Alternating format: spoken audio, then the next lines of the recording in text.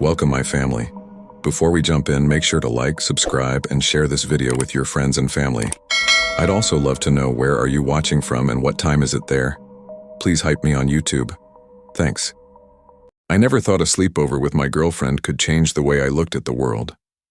Back then, I was 17. Not rebellious, not wild like some kids my age. If anything, I was the opposite. Careful. Prepared. My friends used to call me the checklist guy because I always checked the car doors twice, made sure my phone was fully charged, and carried a pocket knife on my keychain even though we lived in a quiet little town in Indiana. My girlfriend teased me about it too. In that way, only someone close can. "Babe, you act like Jason Bourne," she'd laugh when I locked the back door twice after walking her home.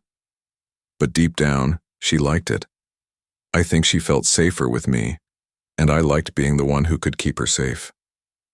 Her name was Lena Torres.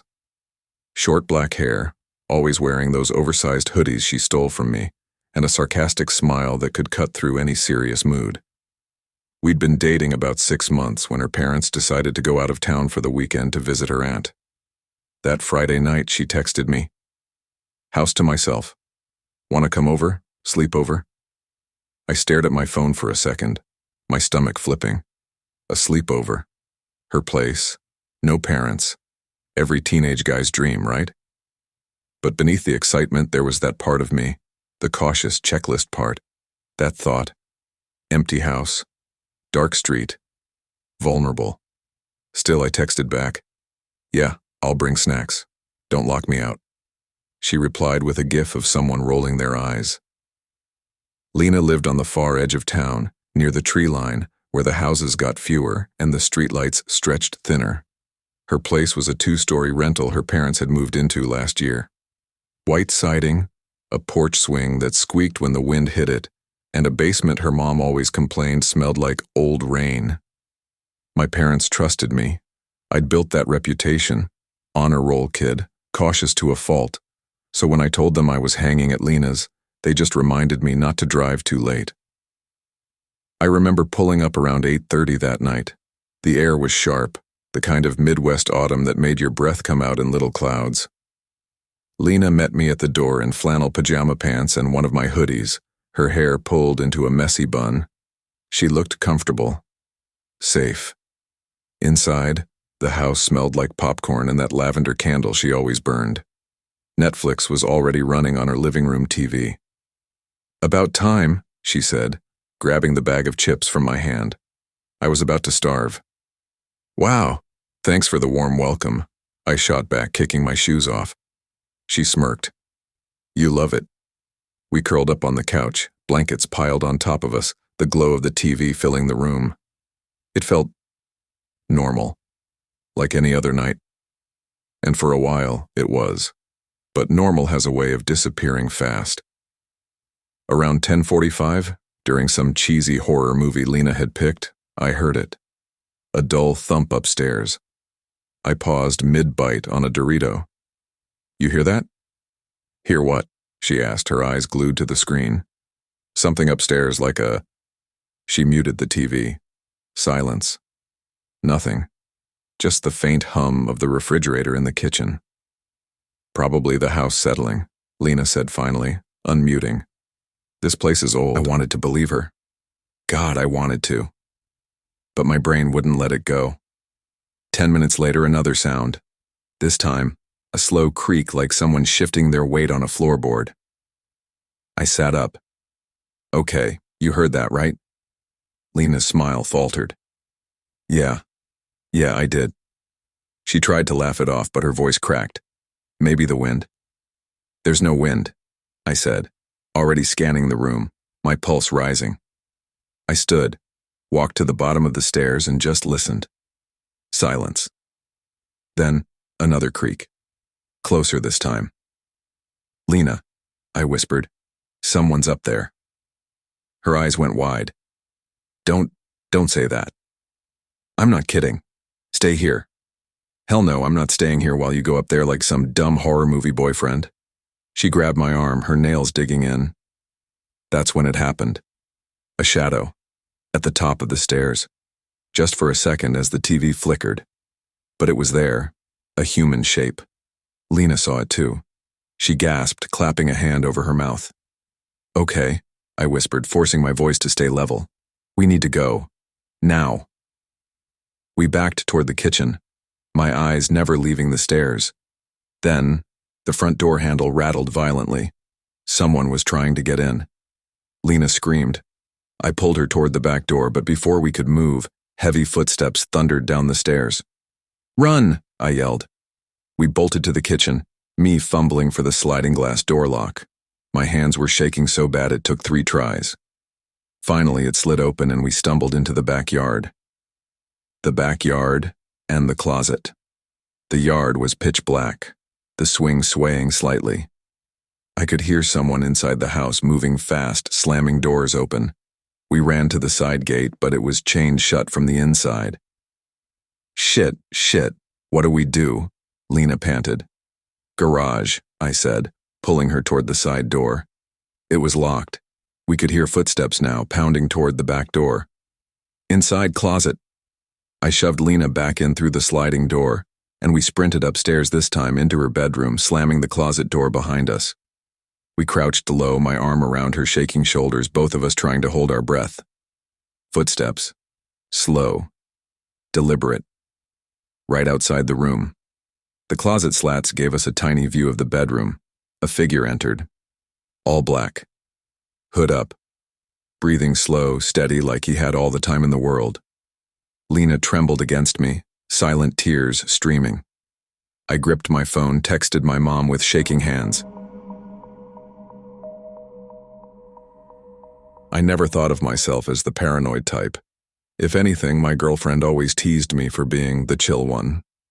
But looking back now, I realize I was only chill because nothing truly tested me before.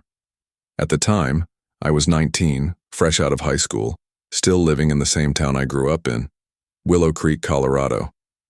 If you've never heard of it, you're not missing much.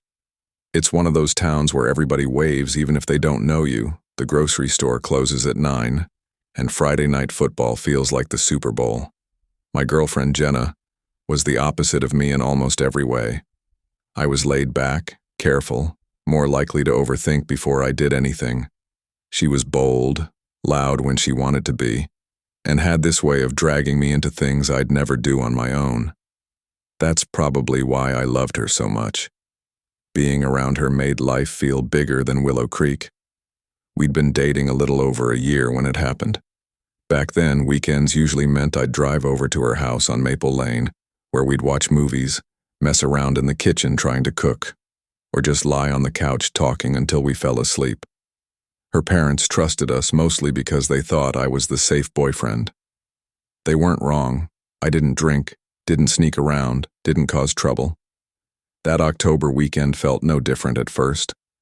The kind of weekend where the air was sharp. The trees had turned that fire-colored red-orange, and the smell of pumpkin spice was basically everywhere. Jenna's parents were in Denver for some anniversary getaway, leaving us the whole house to ourselves. "Movie marathon night," Jenna announced, tossing a blanket onto the couch as I carried in a bag of snacks. "And no boring comedies. We're going full horror." I groaned. "You know I hate that stuff. I jump at the Walmart Halloween aisle." She smirked, leaning against me. "That's why it's fun. Watching you freak out."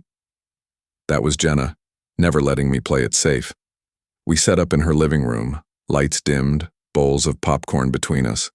The storm rolled in around 9, rain tapping against the windows in a steady rhythm. At first it felt cozy. I remember thinking, damn, this is perfect.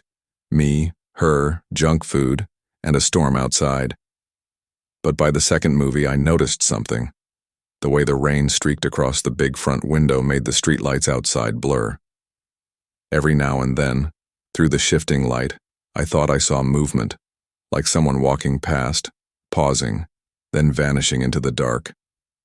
"Did you see that?" I asked, my voice tight. "See what?"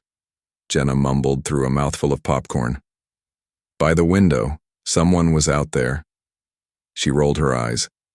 "It's the storm. Your brain's trippin'." Maybe she was right, but my stomach said otherwise. About an hour later, the knock came. Not loud, not frantic, just 3 slow, deliberate knocks. Knock, knock, knock. We froze. The movie kept playing, but suddenly the room felt heavy. "Who the hell?" Jenna whispered. "It's pouring out there," I said. "Who would—" Before I could finish, a woman's voice came through the door. Soft, calm, too calm. "Hi, I just need to use your phone. My car broke down." Jenna shot me a look, half nervous, half annoyed. "Don't," I whispered. "Come on, it's a storm. She's probably stranded." "Then we call the cops for her. Don't open the—" Too late. Jenna had already cracked the door. The woman stepped in before either of us said yes. She was soaked, water dripping from her coat onto the floor. Her smile looked polite, but her eyes didn't. "Thank you," she said softly, scanning the living room like she was cataloging everything in it. "I won't be long." My pulse hammered. Something about her set every alarm in me off. She wasn't just cold or lost. She was studying, measuring. Jenna tried to play it cool. Yeah, sure. Phone's in the kitchen." The woman didn't move toward it. Instead, she drifted closer to us, her fingers tapping against the side of the couch, in sync with the rain. That was when I slid my phone into my pocket under the blanket, my thumb hovering over 911. She glanced at me, then at Jenna's backpack on the floor. She crouched like she might unzip it. "Hey!" My voice cracked louder than I meant. "Leave. Get out." For a moment, everything froze. Then she bolted. The door banged open, rain swept in, and she disappeared into the storm. We didn't chase her. We didn't breathe until I had 911 on the line. By the time the cops arrived, she was long gone. But there were footprints in the mud by the side gate. And they weren't fresh. They'd been circling the house. That should have been the end. But it wasn't. The police told us it was probably some drifter, maybe on something, maybe just desperate. They reassured us she wouldn't be back. I never thought a Friday night could feel like a weight pressing on your chest. For most of my life in Ashwood, a small, sleepy town in Vermont, Fridays were routine. Finish homework, grab a soda or chips, maybe hang out with friends, or watch a movie at someone's house. Nothing special, nothing scary. But that Friday in November changed everything. I met my girlfriend Harper in sophomore year at Ashwood High. She was quiet but unnervingly observant, the kind of person who noticed when someone's shoelaces were uneven or when a friend wasn't telling the whole story. I remember the first time we talked.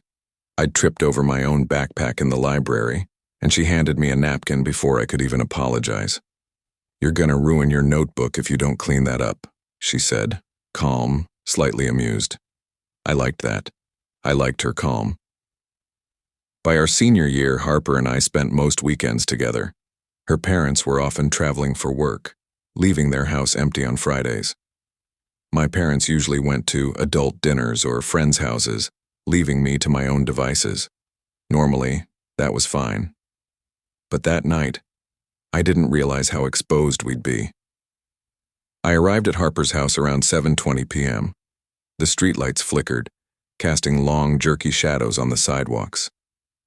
Ashwood streets were quiet by 8 o'clock, especially in the older part of town where her house sat.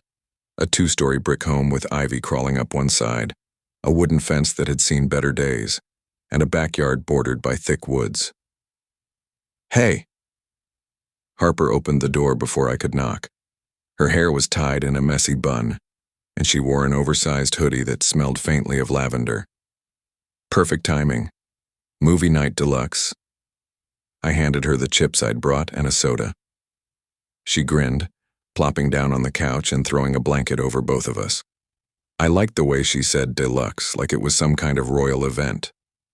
We started with a board game she dug out from the closet, half playing, half talking about school. I tried to focus on the dice and the pieces, but my mind kept wandering. Harper had been quiet for a while, and I noticed the way she kept glancing toward the sliding glass door in the backyard. "What?" I asked. "Nothing," she said quickly, smiling, but her smile didn't reach her eyes. Around 9:45, I caught a flicker of light outside. "Harper," I whispered, leaning forward. "Do you see that?" She frowned. "See what?" "That light. It's moving." "Probably some car down the street," she said, shrugging. "Or a reflection." I wanted to believe her, but the light moved differently than any reflection or passing car. It skimmed across the lawn, vanished behind the shed, then appeared closer to the house. My chest tightened in that familiar way, the warning you feel when your sense of safety is fragile. "Maybe we should just ignore it," Harper said, but I noticed the tremor in her voice. We decided to move to the basement to watch a horror movie. I thought it was ironic, confronting fictional fear while a very real fear lingered above us. The basement smelled of damp carpet and faint detergent. The ceiling lights buzzed faintly as they warmed up. I noticed the door first. It had a small brass lock at the top. It was open slightly, and I didn't remember seeing it that way before. "Wasn't this locked?" I asked. "I don't know. Probably," Harper said. "Doesn't matter. We're alone." We curled up on the couch with blankets and let the movie play. I tried to focus, but the sound didn't drown out the house. Then, thump. A sound upstairs, heavy and deliberate, like someone placing their weight carefully on the wooden floor. "Did you hear that?" I asked. "Probably the house settling," Harper said automatically, then froze. "Wait. We don't have pets." My stomach dropped. The footsteps continued, slow, measured. Whoever it was wasn't panicking, wasn't sneaking. They were pacing, deciding, listening. "Okay," I whispered, gripping her hand. "We need a plan." "The side window?" Harper suggested. "Too high," I said. "The ladder's upstairs." Every few minutes, the basement door rattled lightly, like someone testing us. I could feel my heartbeat in my throat. Time stretched, every second louder than it should be. Finally, the footsteps stopped. I crept to the basement window. Muddy footprints led into the woods behind the house. The rain started soon after, heavy enough to drown out every other sound. We didn't sleep. Not that night. Not really. The silence afterward was worse. It waited. The next morning, we tried to rationalize everything. Maybe it was a drunk kid from down the street. Maybe a neighbor checking on an empty house. But the muddy handprint near the kitchen told a different story.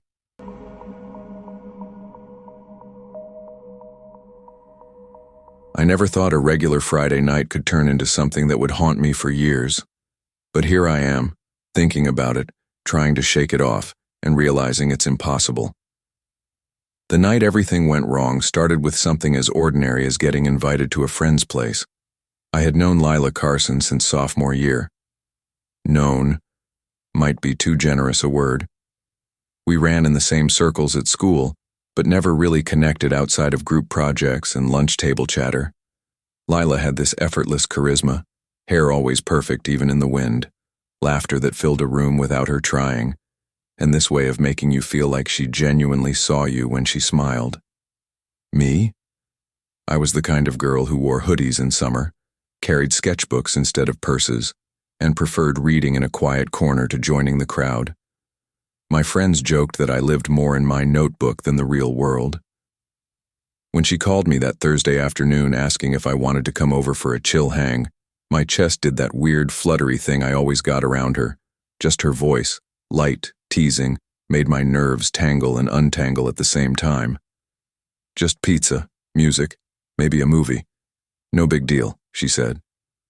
"No, that sounds good," I mumbled, pretending to sound casual, even though I'd spent the last hour pacing my room thinking about what to wear and if my hair looked okay. When I got to her house, it was right around sunset. Lila's house sat at the end of a quiet cul-de-sac, 2 stories, painted this creamy yellow that always looked warmer at dusk. The yard was huge for our town, a little wild with overgrown bushes and a swing set that creaked in the wind. She met me at the door, barefoot, hair twisted into a messy bun, eyes bright with that mischievous sparkle I'd always envied.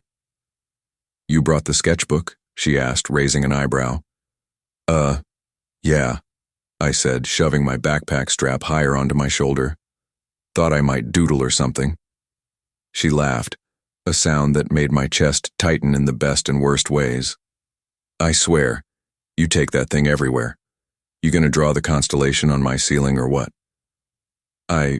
Yeah, maybe," I said, embarrassed but pleased she remembered. She led me up the stairs to her room, where posters of space and abstract paintings covered every inch of wall.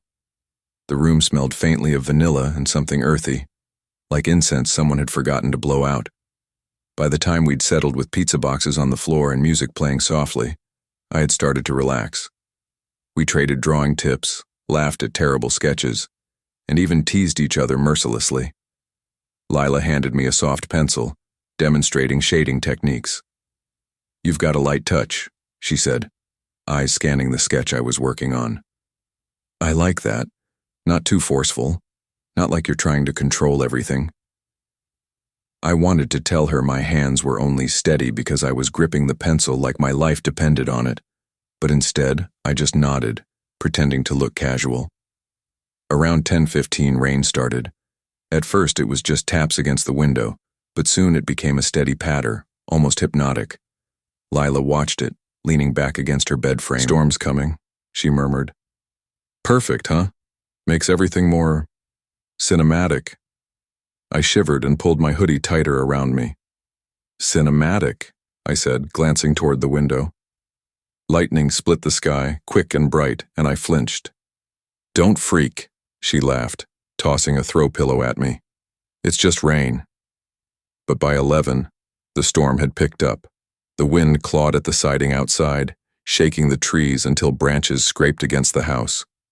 A flash of lightning lit the room, and the shadows in the corners seemed to twitch with it. And then, just like that, the power went out. At first, it was a normal blackout.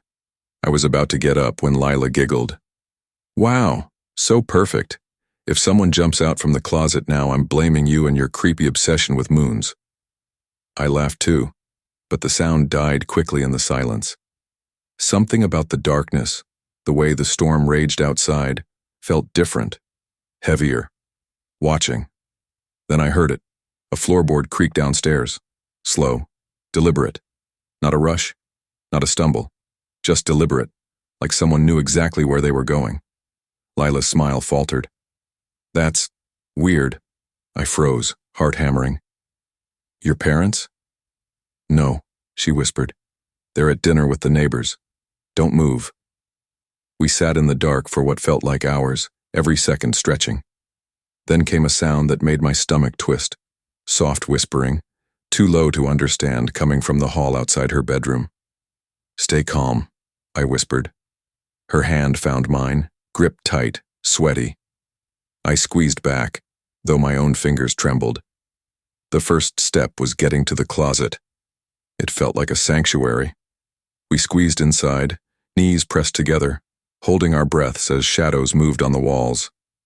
The whispers grew, voices low, strange, not her parents, not anyone we knew. I glanced at her.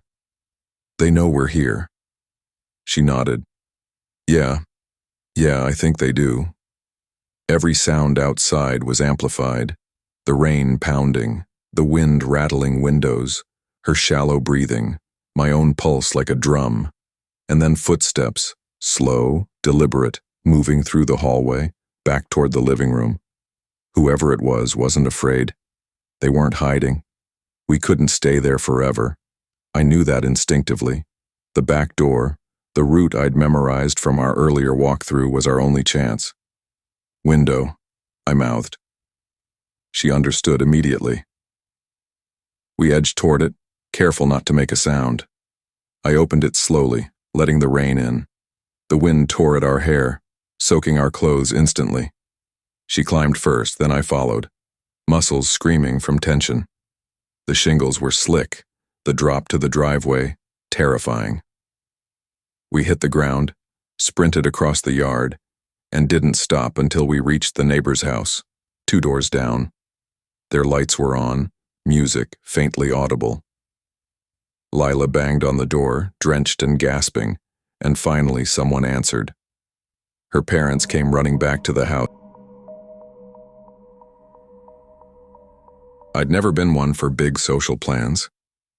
Most weekends I spent with my sketchbook or wandering through the small streets of Riverview, a sleepy town hugged by thick woods and endless cornfields. I liked quiet. I liked control. And I liked knowing, at least in theory, what the world around me was doing. But then there was Harper Lane. Harper had this effortless glow, like someone had handed her charisma in a cup of coffee, and she'd sipped it down like it was water. I'd known her since middle school. Not closely, more like orbiting her. She was magnetic. I was cautious. She laughed in ways that made the air lighter, made people lean toward her. I was the girl who noticed cracks in the sidewalk, the shifting clouds, the faint scratch of the wind against windows. I liked numbers, patterns, constellations. She liked life in motion. Somehow she invited me over for a casual sleepover that Friday evening, and I said yes, even though my stomach twisted with nerves. Her house sat at the edge of town, right where the neat lawns ended and the woods began, black and looming against the fading light. The house was huge, too big for comfort, windows taller than me, floors that groaned in ways I could almost hear from the street. Her parents were out of town, leaving us with keys and freedom, which for Harper meant laughter and popcorn. For me, it meant every shadow felt alive. I got there just before sunset. Harper was on the porch, barefoot, hair messy in a bun, smirking like she'd been expecting me all along. "Finally," she said, swiping a hand across her forehead. "I thought you'd chickened out." "I'm here," I said, holding my backpack tight. Inside was my sketchbook, pencils, and a flashlight I always carried, just in case. "You really are extra, huh?" she laughed, ruffling her hair as she opened the door. "Come on in before the storm hits." We spent the first hour exactly how I expected. Bowls of popcorn, gossip, terrible jokes we laughed at anyway. Video games paused and restarted, her narrating stories of school drama with such flair I almost forgot to be nervous. Harper had this way of filling silence so that you didn't even realize the tension in your own chest. Around 11, the storm arrived. First, just a drizzle, then a steady, insistent rain. The wind pushed branches against the siding, rattling the windows like the house itself was shivering. Harper suggested a movie, one of those slow, psychological thrillers I loved. She rolled her eyes but didn't complain when I insisted. The living room windows were enormous. With the lights dimmed, our reflections overlapped the black blur of the yard. Every gust of wind bent the trees outside, and in those reflections they seemed to lean closer, pressing at the edges of the glass. I tried to focus on the movie, but the shadows didn't match the lightning. One flicker, one stretch of a shape that seemed wrong, made my stomach tighten. I told myself it was imagination. I went to get water. That's when I noticed the back door. A sliver of night air slipped in, cold and damp, the latch loosely resting against the frame. "Harper," I called, voice tight. She appeared in the kitchen doorway, towel in hand, looking more annoyed than concerned. "Yeah," she said. "The door. It's open." She laughed softly, stepping over. "It pops sometimes. Wind's crazy tonight." "You're kidding," I said. "You really think it just popped open by itself?" "Relax," she said, but I could see the twitch in her eyes, that momentary pause where maybe she wondered the same thing I did. I shut it firmly, locking it so hard the frame groaned.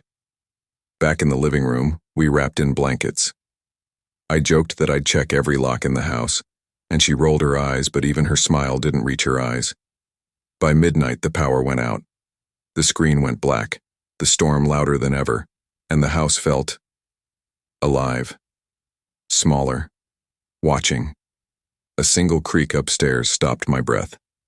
Then another. Slow, measured. Harper's smile faded. "Wind again?" she whispered. I shook my head. The steps repeated, deliberate, heading toward the guest room. "Should we check?" Harper asked, voice trembling. I wanted to say no. I wanted to hide, barricade us in her bedroom.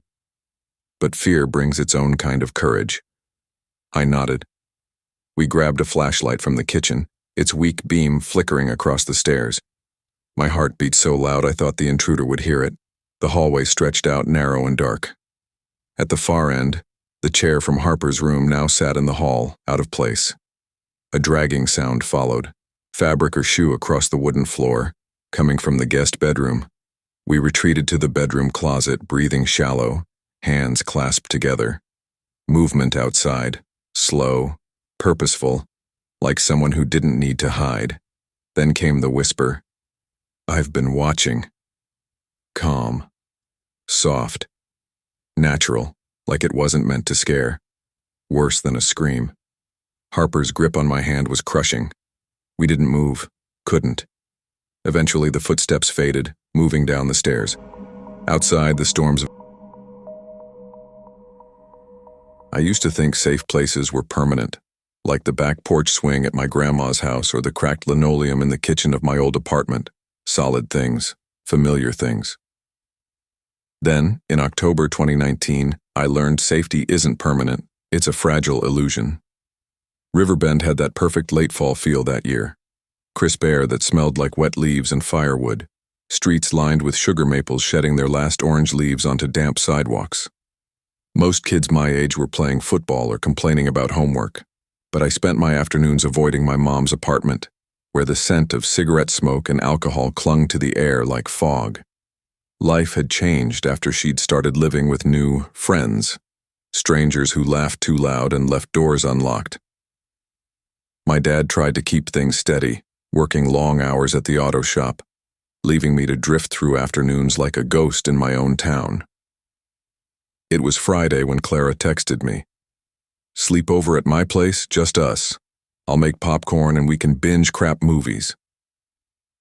Clara had been my friend since 4th grade, the type of person who could laugh at nothing and make it contagious. She wasn't loud or magnetic like some girls, but there was a steadiness to her, a warmth that made her house feel like a haven. Her parents were out of town on a long weekend, leaving her house entirely to us. Her place was on the edge of Riverbend, past the last street lamp where the woods started crowding the backyards, a 2-story house with gray siding and an overgrown yard. The porch light flickered when I got there, casting shadows across the steps. I knocked, my knuckles cold against the damp wood. Clara opened the door, hair tied in a messy braid, slippers wet from the rain. "Finally," she said with that teasing grin. "Thought you'd bail." "Not a chance," I said, stepping inside. Warm air hit me, carrying the faint smell of buttered popcorn and the wax of candles she always left lit. Her living room was cozy, cluttered in the best way. Piles of books, fuzzy blankets, half-finished sketches of random doodles on the coffee table. We settled in quickly. Popcorn bowls balanced between us. Game controllers at the ready. Bad jokes flew. We argued about which movie to watch first. The kind of easygoing night where nothing outside the walls mattered. By 11, the wind had picked up. Rain tapped against the roof like fingers drumming a nervous rhythm. I'd already noticed the subtle noises, the shift of the wooden floors, the groan of old pipes. But Clara laughed it off when I mentioned it. "Seriously, stop listening to the house, Riley," she said, tossing a pillow at me. "It's just old floors, not a ghost." I laughed, but my stomach didn't. Then I heard it. Barely. A faint hum, slow and deliberate, curling from the hallway near the kitchen.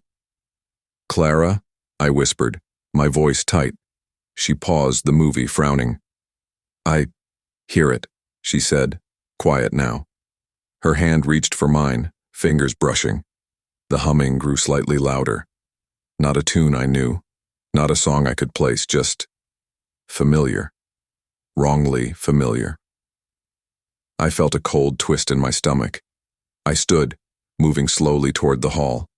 Every instinct screamed to stop, to freeze, but curiosity, that dangerous pull, made me step forward. A figure emerged from the shadows, hunched slightly, hair tangled and dark, mumbling under its breath in a way that made my throat constrict.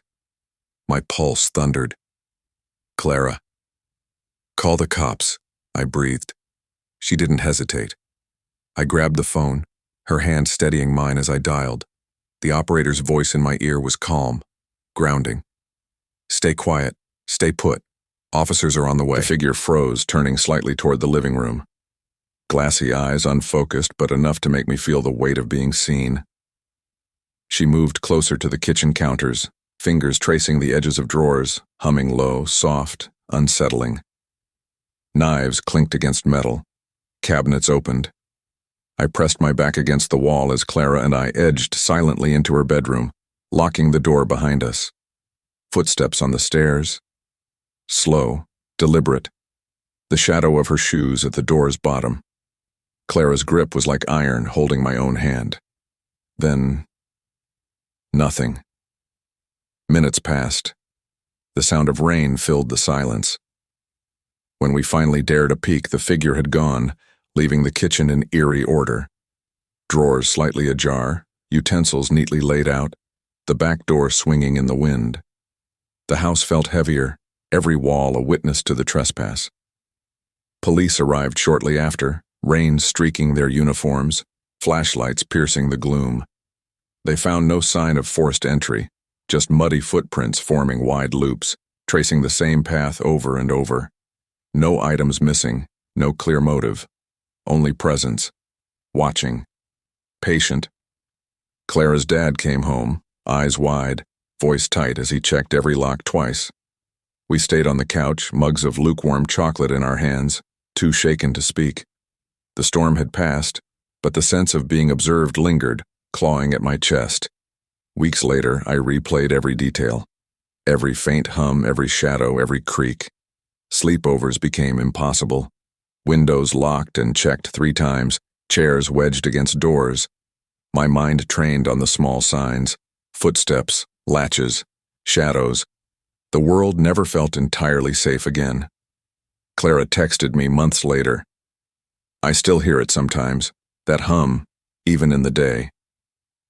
I didn't need to ask what she meant. Some part of that night had stayed, patient and unyielding.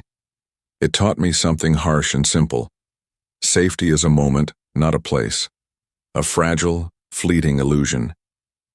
And ignoring the small warnings is something you never get back. I used to think safe places were permanent, like the back porch swing at my grandma's house or the cracked linoleum in the kitchen of my old apartment.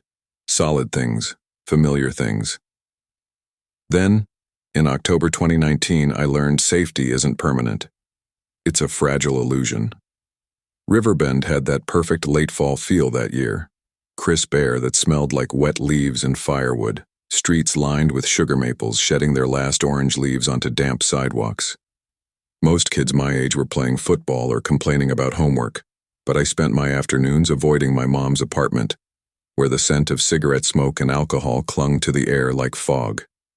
Life had changed after she'd started living with new friends, strangers who laughed too loud and left doors unlocked.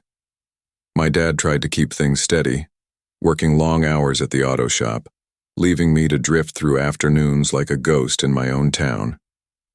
It was Friday when Clara texted me. Sleepover at my place, just us. I'll make popcorn and we can binge crap movies. Clara had been my friend since 4th grade, the type of person who could laugh at nothing and make it contagious. She wasn't loud or magnetic like some girls, but there was a steadiness to her, a warmth that made her house feel like a haven. Her parents were out of town on a long weekend, leaving her house entirely to us. Her place was on the edge of Riverbend, past the last street lamp where the woods started crowding the backyards. A 2-story house with gray siding and an overgrown yard. The porch light flickered when I got there, casting shadows across the steps. I knocked, my knuckles cold against the damp wood. Clara opened the door, hair tied in a messy braid, slippers wet from the rain. Finally, she said with that teasing grin, "Thought you'd bail." "Not a chance," I said, stepping inside. Warm air hit me, carrying the faint smell of buttered popcorn and the wax of candles she always left lit. Her living room was cozy, cluttered in the best way. Piles of books, fuzzy blankets, half-finished sketches of random doodles on the coffee table. We settled in quickly. Popcorn bowls balanced between us. Game controllers at the ready. Bad jokes flew. We argued about which movie to watch first. the kind of easygoing night where nothing outside the walls mattered. By 11, the wind had picked up. Rain tapped against the roof like fingers drumming a nervous rhythm. I'd already noticed the subtle noises, the shift of the wooden floors, the groan of old pipes, but Clara laughed it off when I mentioned it. "Seriously, stop listening to the house, Riley," she said, tossing a pillow at me. "It's just old floors, not a ghost." I laughed, but my stomach didn't. Then I heard it, barely. A faint hum, slow and deliberate, curling from the hallway near the kitchen. "Clara?" I whispered, my voice tight. She paused the movie, frowning. "I hear it," she said, quiet now. Her hand reached for mine, fingers brushing. The humming grew slightly louder. Not a tune I knew, not a song I could place, just familiar. Wrongly familiar. I felt a cold twist in my stomach. I stood, moving slowly toward the hall. Every instinct screamed to stop, to freeze. But curiosity, that dangerous pull, made me step forward. A figure emerged from the shadows, hunched slightly, hair tangled and dark, mumbling under its breath in a way that made my throat constrict. My pulse thundered. "Clara." "Call the cops," I breathed. She didn't hesitate. I grabbed the phone, her hand steadying mine as I dialed. The operator's voice in my ear was calm, grounding. "Stay quiet. Stay put. Officers are on the way." The figure froze, turning slightly toward the living room. Glassy eyes, unfocused but enough to make me feel the weight of being seen. She moved closer to the kitchen counters, fingers tracing the edges of drawers, humming low, soft, unsettling. Knives clinked against metal. Cabinets opened. I pressed my back against the wall as Clara and I edged silently into her bedroom, locking the door behind us. Footsteps on the stairs. Slow. Deliberate. The shadow of her shoes at the door's bottom. Clara's grip was like iron, holding my own hand. Then, nothing. Minutes passed. The sound of rain filled the silence. When we finally dared a peek, the figure had gone, leaving the kitchen in eerie order. Drawers slightly ajar, utensils neatly laid out, the back door swinging in the wind. The house felt heavier, every wall a witness to the trespass. Police arrived shortly after, rain streaking their uniforms, flashlights piercing the gloom. They found no sign of forced entry, just muddy footprints forming wide loops, tracing the same path over and over. No items missing, no clear motive, only presence, watching, patient. Clara's dad came home, eyes wide, voice tight as he checked every lock twice. We stayed on the couch, mugs of lukewarm chocolate in our hands, too shaken to speak. The storm had passed, but the sense of being observed lingered, clawing at my chest. Weeks later, I replayed every detail, every faint hum, every shadow, every creak. Sleepovers became impossible. Windows locked and checked 3 times, chairs wedged against doors. My mind trained on the small signs, footsteps, latches, shadows. The world never felt entirely safe again. Clara texted me months later. "I still hear it sometimes, that hum, even in the day." I didn't need to ask what she meant. Some part of that night had stayed, patient and unyielding. It taught me something harsh and simple. Safety is a moment, not a place. A fragile, fleeting illusion, and ignoring the small warnings is something you never get back. If you had asked me where I felt safest outside my own home back in 2021, I would have said Harper's house without thinking twice. Harper and I had been friends since 5th grade, and her place was like my second skin. Countless Friday nights were spent sprawled across her bedroom floor, snacks littered around us, half-finished homework shoved to the side, and a playlist of songs we insisted we'd never get tired of. Her parents were usually gone on weekend trips, which made the house ours. Just us and the quiet hum of suburban life around us.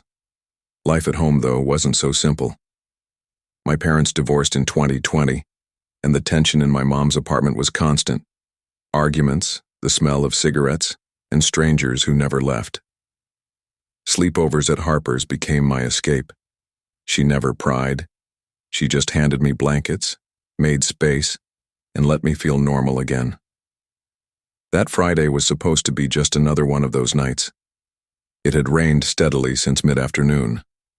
Portland rain, relentless, cold, soaking the streets and sidewalks in dark sheets of water. Her townhouse sat on Willow Creek Drive, a 3-story unit at the very edge of the block.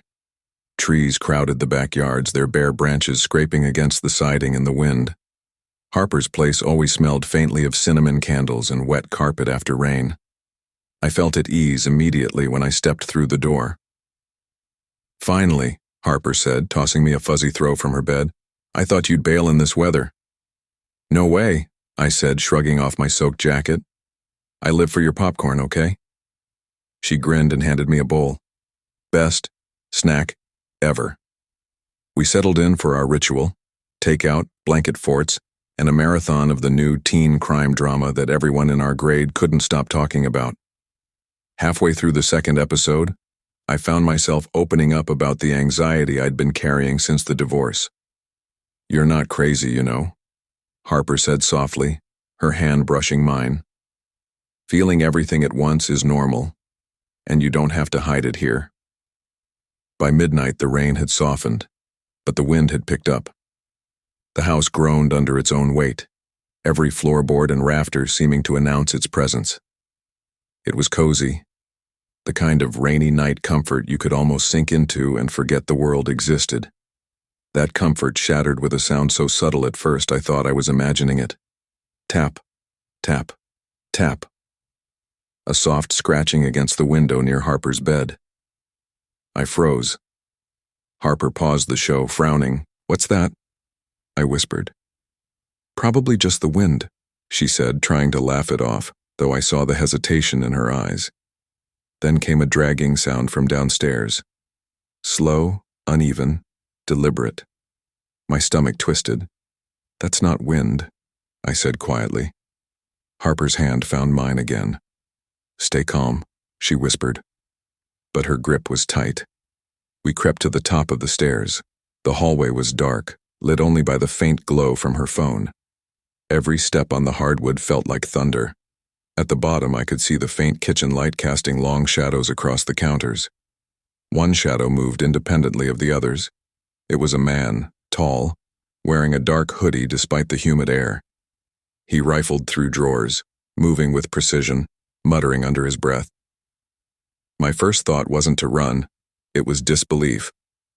How had someone gotten in? How had we been inside the same house and I hadn't noticed a thing? I whispered into Harper's ear. "Call 911. Now." She didn't hesitate. Her hand shook as she fumbled for her phone, but she got it out. I whispered our address to the dispatcher, describing what I could see. The operator's voice was calm, grounding. "Stay put. Stay quiet. Officers are on the way." Every noise in the house amplified, the clink of silverware, footsteps across the living room, the soft moan of the back door swaying in the wind. I pressed myself against the wall, heart hammering. Harper pressed against the door as if sheer will could keep the intruder away. Minutes stretched into eternity. Then, a louder sound. The kitchen window sliding open. Rainwater sloshed onto the hardwood. My breath caught. He was outside, or maybe he had come in and left again, testing boundaries. Every muscle in my body screamed to move, but I couldn't. When the police finally knocked, relief almost knocked me over. Officers checked every room, finding the back window wide open, drawers still ajar, utensils scattered. Nothing had been stolen. The officer asked us to describe him. Tall, dark hoodie, precise, like he had been watching for weeks. They didn't recognize the description. Harper and I didn't sleep that night. Not really. Every creak, every shadow, made us flinch. Daylight didn't help. The window latch had been pried open with something sharp. Her parents returned, pale and tight-lipped, walking through the house with the police report in hand. New locks, motion sensor lights, cameras. They did what they could. But the damage wasn't physical. It was in our perception. The place that had once felt like a sanctuary now carried a shadow. Every window seemed vulnerable. Every locked door was just a reminder of what could happen if it failed. Even now I remember it clearly. The faint scratching at the window, the shadow in the kitchen, the hoodie. It wasn't about stealing anything, it was about presence, patience, and control. Harper and I are still friends, but I've never stayed overnight at her house again. Not because I distrust her, but because I can no longer trust that comfort equals safety. That night taught me something I wish I hadn't had to learn. Danger doesn't always announce itself with broken glass or sirens. Sometimes it waits, patient, silent, watching, and one small lapse, one moment of misplaced trust can be enough. If you had asked me in early 2022 where I felt safest outside my own home, I would have said Ava's apartment without hesitation. We'd met in middle school, freshman year of high school was when our friendship solidified, late-night study sessions, shared earbuds blasting Taylor Swift in the library, and the occasional chaotic sleepover with popcorn bowls strewn across her living room floor. But over the past year, my feelings had started shifting. I noticed the way her eyes crinkled when she laughed, the curve of her lips when she teased me, and the soft cadence of her voice when she was explaining something passionately. I didn't say anything. I was terrified of ruining what we had, but the feelings were there, smoldering quietly beneath the surface. That Friday night in June was supposed to be one of our usual escape nights. Her parents were out of town, driving down to Portland for a weekend conference, and her younger brother, Theo, had plans with friends. It would be just us. Ava's apartment was in a quiet stretch of Hawthorne Lane in Portland, a two-bedroom on the third floor, warm lights glowing through the rain-soaked windows. The air smelled of clean laundry and coffee, the scent of her apartment comforting and familiar. "I swear you're going to regret this movie choice," Ava teased as I dropped my backpack by the couch. "Rom-com night, remember? I'm expecting eye rolls and dramatic sighs." I grinned, tugging the blanket off the arm of the sofa. "I've got my popcorn ready. You just try to outquote me this time." We settled in, the storm outside thickening. Rain tapped insistently against the windows, puddles forming along the balcony. The apartment creaked gently with the wind, and Ava's cat, Marbles, darted from room to room, unnerved by the storm. Halfway through the movie, I found myself leaning closer than usual, brushing her arm when we laughed at the same stupid joke. My chest thumped like it wanted to escape. "Do you ever think," I started, hesitating, "that, some nights feel, I don't know, like they could change everything?" Ava tilted her head, half smiling. "What kind of everything are we talking about?" Her eyes were curious, playful, but there was something soft in them too, like she was letting me tread carefully. "Nothing," I muttered, and then forced a laugh. I wasn't ready. By midnight the rain had thickened, relentless against the glass panes. Thunder growled in the distance, and occasional flickers of lightning lit the apartment in ghostly bursts. That's when I heard it. Creak. It was faint at first, like a shoe sliding on the tile outside her bedroom. My stomach sank and I froze mid-laugh. "Did you hear that?" I whispered. Ava paused the movie, her brows knitting together. "Probably just the storm," she said, though I caught the unease in her voice. Another creak, closer this time, slow, deliberate. My pulse spiked. "That's not the storm," I said, barely audible. Ava grabbed the small flashlight she kept in her drawer for emergencies. "Okay, let's just see what's going on," she said, her voice steady but low. I nodded, following her into the dim hallway. The beam of light sliced through shadows that seemed to twitch unnaturally with the storm's flicker. Floorboards groaned with each step. When we reached the living room, everything seemed normal, except for the faint scuff marks on the balcony door and a wet streak along the floor leading from it. My throat tightened. "Someone was out there," I whispered. A sudden thud echoed from the kitchen. Not thunder, not the storm. Something sharper, closer. Both of us jumped. "That came from the kitchen," Ava said, gripping the flashlight tightly. We descended the stairs, hearts hammering. The beam wavered with every step. In the kitchen, the sliding glass door to the balcony was slightly ajar. Rainwater pooled along the threshold. Footprints, barely visible in the water, led from outside into the apartment.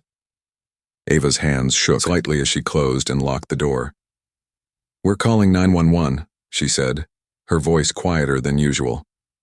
I grabbed the phone, speaking rapidly into the receiver.